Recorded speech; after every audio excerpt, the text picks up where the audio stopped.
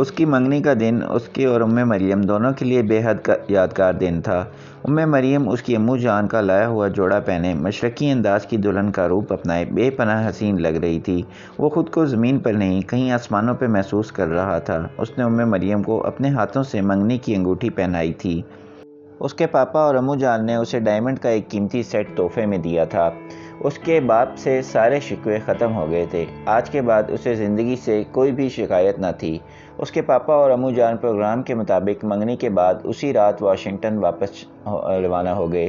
اگلی صبح مریم کے پاپا بھی واپس چلے گئے تھے۔ وہی زندگی تھی، وہی کیمپس کی بھاگ دوڑ، وہی پڑھائی کی مصروفیت، مگر پھر بھی اب سب کچھ بدلا بدلا لگتا تھا۔ وہ اور مریم اب پہلے سے بھی زیادہ وقت ساتھ گزارتے تھے۔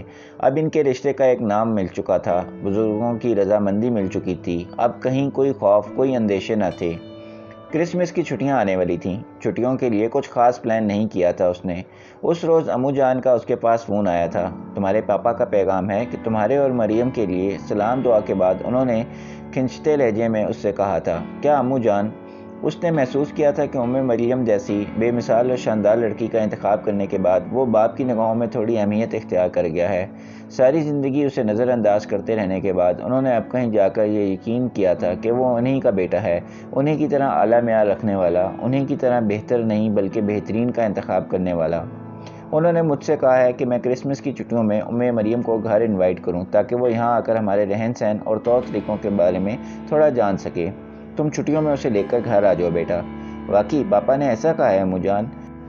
اسے حیرت سی ہو رہی تھی۔ ہاں زین، ان کی خواہش ہے یہ چھٹیاں تم اور مریم ہمارے ساتھ گزارو۔ ٹھیک ہے امو جان، ہم دونوں ضرور آئیں گے۔ اس نے مریم سے پوچھے بنا ہی حامی بھر لی تھی۔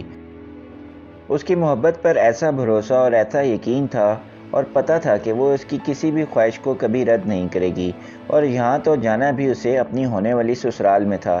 اپنی سسرال تو وہ بسد شوق جانا چاہے گی، اور اس کا یہ یقین 100% درست ثابت ہوا۔ مریم نے اس کی بات سنتے ہی بڑی خوشی اور گرم جوشی کا اظہار کیا تھا۔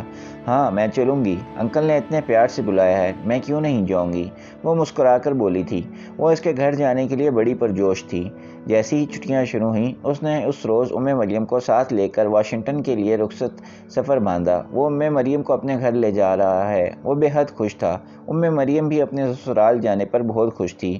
اس کی ساس سسر نے اسے دل و جان سے انوائٹ کیا تھا، وہ خوش کیوں نہ ہوتی؟ مگر بے تحاشا خوش ہوتے ہوئے وہ نہیں جانتا تھا اس بار اپنے گھر جانے پر اس کی زندگی پر کیا قیامت آ جانے والی تھی۔ اس کی زندگی میں خوشیوں کی عمر بے حد مختصر تھی۔ وہ واشنگٹن میں اپنے گھر خوشیاں منانے نہیں جا رہا تھا، بلکہ وہ اپنی خوشیوں کو ختم ہوتا اور فنا ہوتا دیکھنے کے لیے جا رہا تھا۔ لیزا کی نینی نے ان دونوں کا کھانا انہیں کمرے میں ہی دے دیا تھا۔ اور کچھ تو نہیں چاہیے بیٹا؟ انہوں نے لیزا سے پوچھا تھا، جو اس کے بیڈ کے پاس کرسی رکھ کر بیٹھی تھی۔ کھانے کی ٹرے بیڈ پر رکھی تھی۔ نہیں نینی، بس اب آپ آرام کیجیے۔ کھانے کے بعد اگر ہمارا کافی کا موڈ بنا تو وہ میں خود بنا لوں گی، لیزا ان سے مسکرا کر بولی تھی۔ نینی کمرے سے چلی گئی تھیں۔ لیزا اس کے لیے پلیٹ میں کھانا ڈال رہی تھی۔ نینی نے پاکستانی کھانے بنائے ہیں تمہارے لیے، وہ اس کی پلیٹ میں پلاؤ ڈالتے ہوئے بولی تھی۔ وہ جواباً بالکل چپ رہا تھا۔ اس کی سوچوں پر ابھی بھی ایک وحشت سی طاری تھی۔ اسے کچھ بھی اچھا نہیں لگ رہا تھا۔ لیزا کا اپنی پرواہ کرنا، خیال رکھنے والا انداز بھی اس وقت اسے اچھا نہیں لگ رہا تھا۔ بس اور مت ڈالو، سنجیدگی سے بولتے ہوئے اس نے اپنی پلیٹ میں مزید کوئی بھی چیز ڈالنے سے روک دیا تھا۔ وہ خاموشی سے پلاؤ کھانے لگا تھا۔ کسی بھی طرح کا ذائقہ اور خوشبو محسوس کیے اس نے 3-4 منٹ میں اپنی پلیٹ ختم کر دی۔ وہ خالی پلیٹ واپس ٹرے میں رکھ رہا تھا، جبکہ لیزا نے تو ابھی کھانا شروع ہی نہیں کیا تھا۔ کیا ہوا؟ بس میں کھا چکا۔ اور یہ جو اتنی ساری پاکستانی ڈشز نینی نے بنائی ہیں، یہ کون کھائے گا؟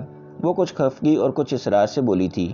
تھوڑا سا تو اور لو نا۔ اس نے بغور لیزا کی طرف دیکھا۔ تم اپنے سب جاننے والوں کی بہت پرواہ کرتی ہو، ان کا بہت خیال رکھتی ہو، ان کے ساتھ بڑی نیکیاں کرتی ہو۔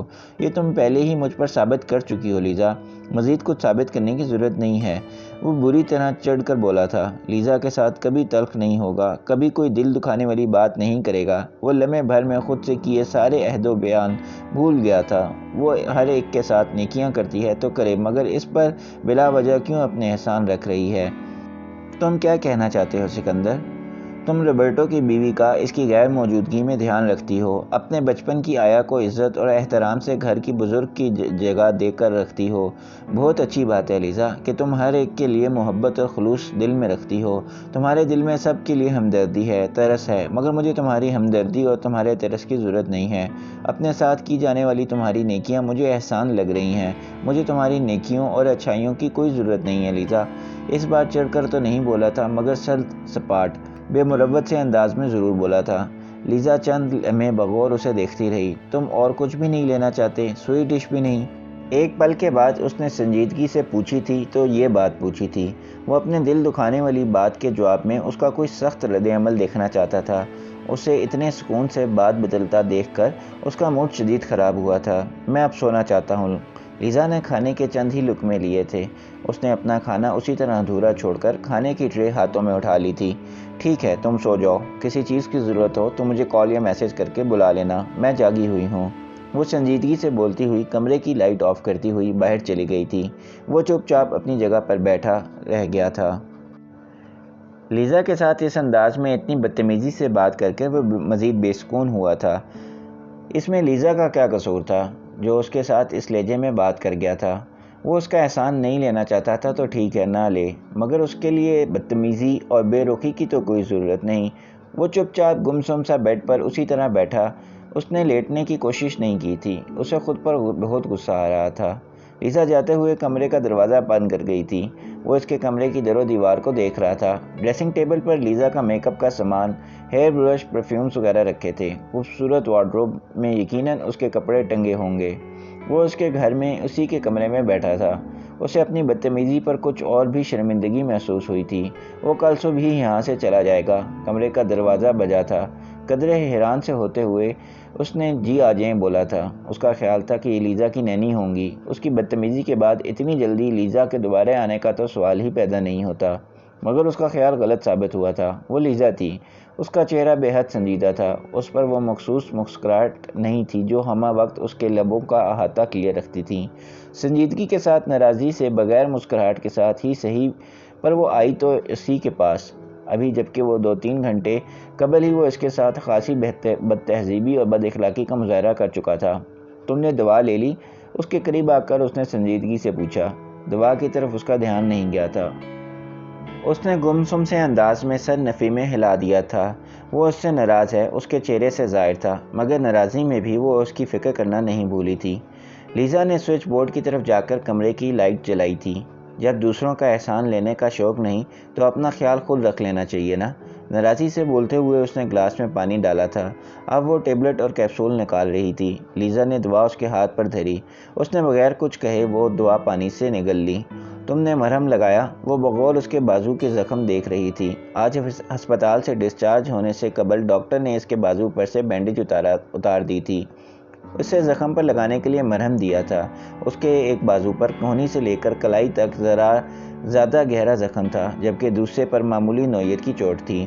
اس نے پھر نفی میں سر ہلا دیا۔ لیزا بیڈ کے ساتھ رکھی اس کی کرسی پر فوراً بیٹھ گئی تھی، جس پر بیٹھ کر کچھ دیر قبل وہ اس کے ساتھ کھانا کھا رہی تھی۔ اس نے بغیر کچھ کہے مرہم کی ٹیوب ہاتھ میں اٹھائی تھی۔ وہ اس کا بازو ہاتھ میں لے کر اس کے زخم پر بہت آہستگی اور نرمی سے مرہم لگا رہی تھی۔ وہ خاموش تھی۔ اس کے چہرے پر سنجیدگی اور ناراضی تھی۔ وہ بغور اسے دیکھ رہا تھا۔ تم ابھی تک جاگی ہوئی تھی؟ لیزا نے صرف سر ہاں میں ہلایا تھا۔ کچھ پینٹ کر رہی تھی۔ اس نے پھر سر ہاں میں ہلا دیا تھا۔ کیا؟ ایک لینڈسکیپ۔ وہ اس کے سوالوں کے مختصر ترین اور ٹو دی پوائنٹ جواب دے رہی تھی۔ وہ ایک بازو پر مرہم لگا چکی تھی تو اس نے خود ہی اپنا دوسرا بازو بھی اس کے آگے کر دیا۔ تمہارا یہاں کوئی باقاعدہ اسٹوڈیو ہے؟ میں نے سنا ہے آرٹسٹ لوگ اپنے گھروں میں اپنا ایک پراپر قسم کا اسٹوڈیو ضرور رکھتے ہیں۔ اس کے طویل سوال کے جواب میں لیزا نے محض سر ہاں میں ہلا دیا تھا۔ وہ مسکرا کر دوستانہ انداز میں سوالات کر رہا تھا۔ وہ سنجیدگی سے سر ہاں یا نہ میں ہلا کر یا پھر یک لفظی جملہ بول کر اسے جواب دے رہی تھی۔ کہاں ہے تمہارا اسٹوڈیو؟ اوپر۔ مجھے دکھاؤ گی؟ دیکھ لینا۔ کب؟ جب تمہارا دل چاہے۔ وہ ایک کے بعد ایک سوال کر رہا تھا۔ وہ بغیر اس کی طرف دیکھے سپاٹ سے انداز میں جواب دیے جا رہی تھی، گویا وہ اس سے بہت سخت سنجیدہ سی ناراض تھی۔ اور تم مجھے پینٹ کب کرو گی؟ اس لڑکی کے چہرے پر اس کی زندگی سے بھرپور مسکراہٹ دیکھنے کی ایسی شدید خواہش ابھری تھی اس کے دل میں کہ بے اختیار وہ پوچھ بیٹھا تھا۔ اس کا اندازہ 100% درست تھا۔ لا تعلقی، بے نیازی اور ناراضی کا تاثر لمحے بھر میں لیزا کے چہرے سے غائب ہوا تھا۔ ایک پل کے لیے تو اس نے اسے حیران ہو کر دیکھا تھا۔ وہ مسکراتا ہوا اس کی طرف نرمی سے دیکھ رہا تھا۔ سکندر، کیا واقعی؟ کیا تم سچ میں؟ اس کی وہ مخصوص مسکراہٹ اس کے لبوں پر واپس آ چکی تھی۔ وہ خوشی اور حیرانی سے تصدیق چاہنے والے انداز میں اسے دیکھ رہی تھی۔ اس نے مسکرا کر سر اس بات میں ہلایا تھا۔ کیا میرے احسانوں کا بدلہ چکانے کے لیے تم ایسا کر رہے ہو؟ وہ یکدم ہی دل گرفتہ سی ہوئی تھی۔ اس نے یہ الفاظ یوں ادا کیے تھے گویا اسے سکندر کی ان لفظوں سے شدید تکلیف پہنچی تھی۔ تمہارے خلوص اور تمہاری اپنائیت کا بدلہ میں کبھی نہیں چکا سکتا لیزا، اور چکانا چاہتا بھی نہیں ہوں۔ وہ بہت سچائی سے بول رہا تھا۔ وہ اپنے دلی جذبات اور سوچیں کچھ بھی چھپانے کی کوشش کیے بغیر اس وقت اس سے بات کر رہا تھا۔ پھر وہ سوالیہ نگاہوں سے اسے دیکھ رہی تھی۔ میری آرٹسٹ دوست لیزا محمود کی اگر یہ خواہش ہے کہ وہ میرا چہرہ پینٹ کرے تو میں چاہتا ہوں کہ روما سے واپس جانے سے قبل اس کی یہ خواہش ضرور پوری کر کے جاؤں۔ وہ مسکرا کر خوش دلی سے بولا تھا۔ وہ اس کے دوسرے ہاتھ پہ بھی مرہم لگا چکی تھی۔ وہ بے حد خوش نظر آ رہی تھی۔ او مائی گاڈ، مجھے بالکل بھی یقین نہیں آ رہا سکندر، تم جیسا سڑیل مجھے اپنا چہرہ پینٹ کرنے کی اجازت دے رہا ہے۔ میرے خدایا، کہیں یہ خواب تو نہیں؟ لیزا محمود، میرے بارے میں اپنے یہ غیر پارلیمانی الفاظ آپ واپس لیجئے۔ وہ اس کی ٹون میں شگفتگی سے بولا۔ سڑیل کو سڑیل ہی کہوں گی نا، سڑیل، بدتمیز، بد اخلاق، بے مروت سکندر شہریار صاحب نے مجھے اپنی پینٹنگ بنانے کی اجازت دے دی ہے۔ خدایا، اگر یہ خواب ہے تو میں اس سے جاگوں نا۔ وہ اپنے لیے اتنے شاندار القاب سن کر کہکا لگا کر ہنس پڑا۔ لیزا بھی ہنسی تھی۔ اس کی ہنسی دیکھ کر اسے سکون کا احساس ہوا تھا۔ کچھ دیر پہلے جب وہ ناراض تھی، ہنس نہیں رہی تھی، تب بالکل اچھا نہیں لگ رہا تھا۔ رات کافی ہو رہی تھی۔ وہ اسے سونے کا کہتی ہوئی وہاں سے اٹھ کر جانے لگی تھی۔ اس نے لائٹ دوبارہ آف کر دی تھی۔ میں جاگی ہوئی ہوں سکندر، اسٹوڈیو میں کام کر رہی ہوں، کسی بھی چیز کی ضرورت ہو تو مجھے بلا لینا۔ وہ وہاں سے جانے کے لیے پلٹی تھی، مگر پلٹتے پلٹتے جیسے اس سے کچھ یاد آیا تھا۔ تم مجھے اپنی دوست سمجھتے ہو سکندر، میں اپنے دوست سکندر شہریار کا خیال رکھ رہی ہوں، اس کی پرواہ کر رہی ہوں، خلوص اور اپنائیت کے ساتھ۔ پھر سے احسان اور نیکی کے لفظ میرے لیے مت بولنا سکندر، دل کو بہت تکلیف ہوتی ہے۔ وہ بہت سنجیدگی اور آہستگی سے بولی تھی۔ وہ جواباً چپ رہا تھا۔ لیزا کمرے سے چلی گئی تھی۔ صبح ہو گئی تھی۔ اسے دوا لے کر بھی رات بھر نیند نہیں آئی تھی۔ وہ ساری رات جاگتا رہا تھا۔ اسے رات بھر پیر میں کافی تکلیف بھی رہی تھی۔ وہ درد کو نظر انداز کرتا رہا تھا۔ ساری رات جاگ کر صبح ہونے کا انتظار کیا تھا اس نے۔ اسے ہسپتال میں اسی سکون اور دوا کے ساتھ رات میں اور پھر دوپہر میں بھی نیند، اتنی گہری نیند کس طرح آ گئی تھی؟ کل نیند آئی تھی تو آج بھی آنی چاہیے تھی۔ وہ بیساکھی کے سہارے اٹھ کر باتھ روم گیا تھا۔ بیساکھی کے سہارے کھڑے ہونے اور منہ ہاتھ دھونے میں قدرے دقت کا سامنا تھا، مگر اپنی چوٹوں، تکلیفوں اور زخموں کی اس نے پہلے کب پرواہ کی تھی جو اب کرتا۔ وہ منہ ہاتھ دھو کر باہر نکلا تو لیزا کمرے میں کھڑی تھی۔ گڈ مارننگ، وہ اسے دیکھ کر مسکرائی تھی۔ آئی ایم سوری، میں بغیر اجازت اندر آ گئی۔ دراصل میں کافی دیر سے دروازہ نوک کر رہی تھی، تم نے کوئی جواب نہیں دیا تو مجھے فکر ہوئی تم سوئی نہیں۔ وہ بیساکھی کے سہارے واپس بیڈ کی طرف جانے لگا۔ لیزا جلدی سے اسے سہارا دینے کے لیے آگے بڑھی تھی۔ وہ کل کے مقابلے میں تیز دم اٹھ کر بیڈ تک اس کے مدد کے بغیر ہی پہنچ گیا۔ لیزا نے اسے بیڈ پر بیٹھانے میں مدد دی تھی۔ اسے مدد کی ضرورت نہیں تھی، مگر وہ منع کر کے اس کا دل نہیں توڑنا چاہتا تھا۔ وہ بیڈ پر ٹانگیں سیدھی پھیلا کر بیٹھ گیا تھا۔ تھوڑی دیر سو گئی تھی۔ میرا سونا جاگنا تو بس ایسا ہی ہوتا ہے۔ بعض دفعہ ناشتہ کر کے پھر سو جاتی ہوں، کبھی کبھی دن میں لیٹ جاتی ہوں۔ وہ مسکرا کر بولی تھی۔ نینی سے میں بول کر آئی ہوں، وہ ناشتہ بنا رہی ہیں۔ وہ کرسی پر بیٹھ گئی تھی۔ اس نے لوز سی ٹی شرٹ جینز کے ساتھ پہن رکھی تھی، بالوں کو کیچر میں لپیٹا ہوا تھا۔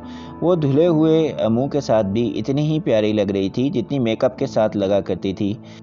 رات بھر میں تمہارا ارادہ بدلا تو نہیں نا؟ وہ کس حوالے سے یہ سوال پوچھ رہی تھی وہ جانتا تھا۔ نہیں، وہ جواباً مسکرایا تھا۔ تم سے پینٹنگ بنوائے بغیر میں روما سے واپس نہیں جاؤں گا۔ بس یہ جو ایکسیڈنٹ کی وجہ سے تھوڑا میرا آفس کے کاموں کا حرج ہوا ہے، مجھے وہ کام نپٹا لینے دو، پھر ایک دن پورا تمہارے نام ہوگا۔ تم تسلی سے اپنی پینٹنگ بنانا۔ وہ زندگی کے چند مختصر سے دن یہاں گزار کر واپس چلا جائے گا۔ ایک بار یہاں سے گیا تو زندگی میں اس لڑکی سے دوبارہ کبھی نہیں ملے گا۔ وہ ملنا چاہے گا بھی یا نہیں، پھر کیا فرق پڑتا ہے؟ اگر وہ زندگی کے چند دن اس لڑکی کے خلوص اور دوستی کا جواب خلوص اور دوستی سے ہی دے دے وہ کچھ دنوں کے لیے ملی اس پیاری لڑکی کے ساتھ پردیس میں اسے زندہ ہونے کا احساس دلا رہا ہے۔ وہ ان دنوں ہنس بھی رہا ہے یا باتیں بھی کر رہا ہے، کسی پل خود کو زندہ بھی محسوس کرنے لگتا ہے، وہ بھی بغیر کسی احساس جرم کے۔ اس نے لیزا کے حسین چہرے کی طرف باغور دیکھا تھا۔ یہ لڑکی اس کے بارے میں کچھ بھی نہیں جانتی، اس لیے تو یہ اسے ملامتی نگاہوں سے دیکھتی ہے، نہ دل میں یہ سوچتی ہے کہ سکندر شہریار بڑا ڈھیٹ اور بے غیرت آدمی ہے۔ اسے کوئی حق نہیں ہے زندگی کا ایک بھی لمحہ انجوائے کرنے کا، مسکرانے کا یا خوش ہونے کا۔ یہ زندگی سے بھرپور لڑکی اس کے بارے میں کچھ بھی نہیں جانتی، اور اسے اس کا اپنے بارے میں کچھ بھی نہ جاننا بڑا اچھا لگ رہا تھا۔ پردیسیوں سے ملنے کا یہی تو فائدہ ہوتا ہے، آپ ان سے جو آپ نہیں ہیں وہ بن کر مل سکتے ہیں۔ جو کچھ آپ نے اپنے بارے میں چھپا لینا ہوتا ہے بآسانی چھپا لیتے ہیں۔ اس نے سوچ لیا تھا وہ لیزا ہی کے مشورے پر عمل کرتا روما میں اپنے باقی دنوں کو رومن ہالی ڈیز کی طرح یہ یاد رکھے بغیر گزارے گا کہ وہ سکندر شہریار زندگی کا زندہ لوگوں کی طرح جینے کا کوئی حق نہیں رکھتا، کہ وہ تو کب کا مر چکا ہے، سنسار کیا جا چکا ہے، تختہ دار پر چڑھایا جا چکا ہے۔ ناشتے کے بعد وہ بیڈ پر ہی اپنا لیپ ٹاپ لے کر بیٹھ گیا تھا۔ وہ درد اور تکلیف کو خاطر میں لائے بغیر آفس کا کام کر رہا تھا۔ لیزا نے کہا تھا انہیں شام 4 بجے ہسپتال جانا تھا۔ وہاں ڈاکٹر کے تفصیلی معائنے اور پیر کی بینڈیج وغیرہ کی تبدیلی میں نہ جانے کتنا وقت لگنا تھا، اس لیے وہ چاہتا تھا کہ آج آفس ٹائم ختم ہونے سے قبل جو زیادہ اہم اور فوری کام کیے جانے والے کام ہیں وہ نپٹا کر ڈاکیومنٹس آفس ای میل کر دے۔ لیزا ناشتے کے بعد اسے دوا اور اس کا لیپ ٹاپ دے کر کمرے سے چلی گئی تھی۔ اسے وقتاً فوقتاً باہر سے لیزا اور اس کی نینی کے چلنے پھرنے اور باتیں کرنے کی آوازیں آ رہی تھیں۔ لیزا لنچ میں کیا بناؤں؟ اس نے نینی کی آواز سنی۔ جواب میں لیزا کی آواز آئی تھی، میں سکندر سے پوچھ لیتی ہوں نینی۔ فوراً ہی کمرے کا دروازہ ہلکے سے تھپتھکا کر لیزا اندر آئی تھی۔ جو ڈش تمہیں پسند ہے وہی بنا لو، میں بھی وہی کھا لوں گا، وہ اس کے کچھ پوچھنے سے پہلے ہی بولا تھا۔ وہ جواباً مسکرائی تھی۔ وہ اندر آ کر اس کے پاس کرسی پر بیٹھی تھی۔ کچھ خاص ڈش کھانے کا دل چاہ رہا ہے تو بتا دو، نینی کھانے میں بہت مزے کے بناتی ہیں، چاہے وہ پاکستانی ہوں، چاہے اٹالین یا چائنیز۔ ابھی وہ جواباً کچھ بولا بھی نہیں تھا کہ اس کے موبائل پر کال آنے لگی۔ موبائل اٹھانے کے لیے اسے اپنی جگہ سے تھوڑا ہلنا پڑا۔ لیزا نے فوراً ہی اسے موبائل اٹھا کر دے دیا تھا۔ موبائل پر چمکتے نام کو دیکھ کر اس نے لیزا کی طرف دیکھا تھا۔ وہ یہ کال لیزا کے سامنے ریسیو نہیں کرنا چاہتا تھا۔ یہ ڈاکٹر آمنہ شہریار خان کی کال تھی، اس کی امو جان۔ ماں سے بات کرتے ہوئے جس طرح کے جذبات اس کے چہرے پر آ جانے تھے وہ انہیں لیزا کے سامنے عیاں کرنے کا تصور تک نہیں کر سکتا تھا، مگر لیزا جیسے اس کے بغیر کہے ہی بات سمجھ گئی تھی کہ وہ اس کال کو ریسیو کرنے کے لیے تنہائی چاہتا ہے، سو وہ فوراً ہی کرسی سے اٹھ گئی۔ تم کال ریسیو کرو، میں نینی کو کھانے کا کہہ کر آتی ہوں۔ لیزا کمرے سے چلی گئی تھی۔ اس نے فوراً ہی کال ریسیو کی تھی۔ السلام علیکم امو جان۔ اس کا لہجہ سنجیدہ تھا، مگر اس سنجیدگی میں بھی اس میں بہت سے جذبات شامل تھے۔ وعلیکم السلام، کیسے ہو سکندر؟ ہمیشہ کی طرح ان کا لہجہ نرم اور مہربان تھا۔ وہ بیٹی کی جدائی سے ہلکان ہیں، یہ تاثر لیا غم میں ڈوبا انداز تھا ان کا۔ اس کے چہرے پر دکھ اور کرب ابھر آیا تھا۔ میں ٹھیک ہوں امو جان۔ اپنے ایکسیڈنٹ کے متعلق انہیں کبھی کچھ بتائے بغیر اس نے آواز میں اپنی خیریت سے متعلق اطمینان دلایا۔ ابھی روم ہی میں ہوں جی امو جان، وہ سنجیدگی سے بولا تھا۔ آفس کے کاموں کے ساتھ ساتھ کچھ گھوم پھر بھی رہا ہوں، ہر طرف ہسٹری بکھری ہوئی ہے روم میں۔ وہ جواباً اداسی سے مسکرائی تھیں۔ جی کافی گھوم پھر رہا ہوں، وہ لہجے کو خوشگوار بنانے کی کوشش کرتا ہوا بولا تھا۔ پتہ ہے سکندر، شادی کے 2 ماہ بعد میں اور تمہارے پاپا اٹلی، اسپین اور فرانس گھومنے گئے تھے۔ ہم روم ہی میں تھے جب مجھے یہ خوشخبری ملی تھی کہ میں ماں بننے والی ہوں، تم میری زندگی میں آنے والے ہو۔ کیا اس کا اپنے ماں باپ کی زندگی میں آنا خوشخبری تھا؟ اس کے دل میں ایک ہوک سی اٹھی تھی۔ شاید اس لیے روما مجھے اتنا فیسینیٹ کرتا ہے امو جان۔ اپنے دل میں بکھرتے درد کو نظر انداز کر کے وہ مسکرا کر بولا تھا۔ اس کے دل کے زخم جیسے پھر سے تازہ ہو رہے تھے۔ وہ اپنے وجود کو شعلوں کی لپیٹ میں پا رہا تھا۔ یوں لگ رہا تھا جیسے وہ کانٹوں پہ گھسیٹتا جا رہا ہے۔ چھٹیاں ملیں تو گھر آؤ گے نا بیٹا؟ ایک دکھ بھری مسکراہٹ اس کے لبوں پر ابھری، جیسے خود پر بھی نہیں بلکہ اپنی ماں کی بے بسی پر بھی اسے ترس آیا ہو۔ جی امو جان، موقع ملا تو آؤں گا۔ وہ سچ بول کر ماں کا دل دکھانا نہیں چاہتا تھا۔ یہ وہ بھی جانتی ہیں کہ وہ وہاں کبھی نہیں آئے گا، اور وہ وعدہ کرنے والا بھی جانتا ہے کہ اس نے وہاں کبھی نہیں جانا۔ پھر لفظوں سے یہ بات کہی جانی، دل دکھایا جانا ضروری تو نہیں؟ جواب میں آمنہ بالکل چپ ہو گئی تھیں۔ وہ کچھ بھی نہیں بولی تھیں۔ وہ ان کا بیٹا تھا، ان کے وجود کا حصہ، کیسے نہ جان پاتا کہ یہ اس وقت رو رہی تھیں۔ ماں کی آنکھوں سے بے آواز آنسو گر رہے تھے۔ وہ خود کو درد و تکلیف کی انتہاؤں میں محسوس کرتا بالکل خاموش تھا۔ اس کی اپنی ماں سے ہمیشہ ایسی ہی بات ہوتی تھی، چند منٹوں کی مختصر سی بات، جس میں وہ دونوں ایک دوسرے سے وہ کبھی بھی نہیں کہہ پاتے تھے جو کہنا چاہتے تھے۔ آپ اپنا خیال تو رکھ رہی ہیں نا امو جان؟ میڈیسن لینی چھوڑی تو نہیں ہے نا؟ ہاں بیٹا، میں اپنا خیال رکھ رہی ہوں، تم بھی اپنا خیال رکھ رہے ہو نا کہ نہیں؟ وہ اپنے آنسوؤں پر قابو پا چکی تھیں۔ وہ اب اسی نرم اور محبت بھرے لہجے میں اس سے مخاطب تھیں۔ آپ میری بالکل فکر نہ کریں امو جان، میں اٹلی آ کر تو کچھ زیادہ ہی کھا پی رہا ہوں۔ کل آفس کے بعد کا سارا ٹائم میں نے گھومتے ہوئے گزارا تھا، آج بھی آفس کے بعد کا ٹائم روما کی ہسٹری میں گم ہو کر گھومتے پھرتے ہوئے گزاروں گا۔ وہ ہنستے مسکراتے انداز میں جھوٹ پر جھوٹ بولتا ماں کو اپنی زندگی کے بہت نارمل اور بہت خوشگوار ہونے کا یقین دلا رہا تھا۔ ٹھیک ہے بیٹا، اپنا خیال رکھنا، اللہ حافظ۔ آپ بھی اپنا خیال رکھیے گا امو جان، اللہ حافظ۔ اس نے مسکرا کر بولتے ہوئے فون بند کر دیا تھا۔ فون بند کرتے ہی اس کے چہرے پر سے مسکراہٹ غائب ہو گئی تھی۔ اسے اپنی آنکھوں کی سطح گیلی محسوس ہوئی تھی۔ اس نے اپنی آنکھوں کو چھوا تو آنکھ سے گرتا آنسو ہاتھ پر آ کر ٹھہر گیا تھا۔ اگلی قسط جلد اپلوڈ کی جائے گی۔ آپ میرے چینل کو سبسکرائب کر لیں اور بیل آئیکن کو دبا دیں تاکہ آپ کو میری آنے والی ویڈیو کے نوٹیفیکیشن ملتے رہیں۔